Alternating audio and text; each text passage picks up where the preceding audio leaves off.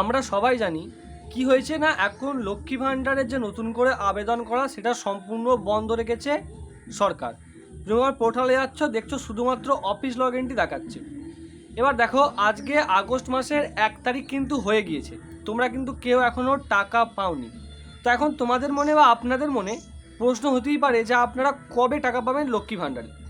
তো আপনাকে লক্ষ্মী ভাণ্ডার সংক্রান্ত কিছু গুরুত্বপূর্ণ তথ্য আজকের ভিডিওতে জানাবো, সেগুলো কিন্তু জানতে হবে এবং এই ভিডিওটা লাইক করতে হবে, নাহলে কিন্তু এই তথ্য জানানোটা বৃথা হয়ে যাবে।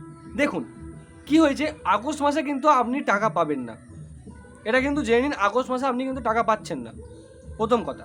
দ্বিতীয় কথা, আপনি আগস্ট মাসে টাকা পাবেন, মানে আপনি এখন বলবেন যে আপনি এই তো বলছেন আগস্ট মাসে টাকা পাবেন না, এখনই বলছেন আগস্ট মাসে টাকা পাবেন, ব্যাপারটা কি?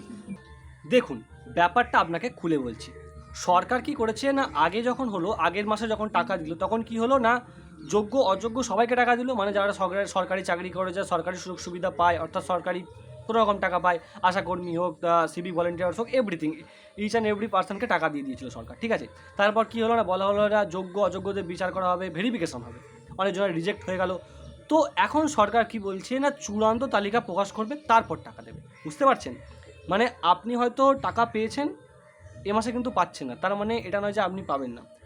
এখন কি হবে না, সরকার একটা চূড়ান্ত তালিকা প্রকাশ করবে। চূড়ান্ত তালিকায় কি থাকবে, আপনি যদি যোগ্য হন তাহলে কিন্তু আপনি ওখানে থাকবেন, আপনি যদি অযোগ্য হন তাহলে কিন্তু আপনি ওখানে থাকবেন না। চূড়ান্ত তালিকা প্রকাশের পরই কিন্তু আপনি টাকা পাবেন। এবার এই চূড়ান্ত তালিকাটা কবে প্রকাশ হবে? এই চূড়ান্ত তালিকাটা ভালো করে শুনুন, এই চূড়ান্ত তালিকাটা 30শে আগস্টের মধ্যে প্রকাশ হবে।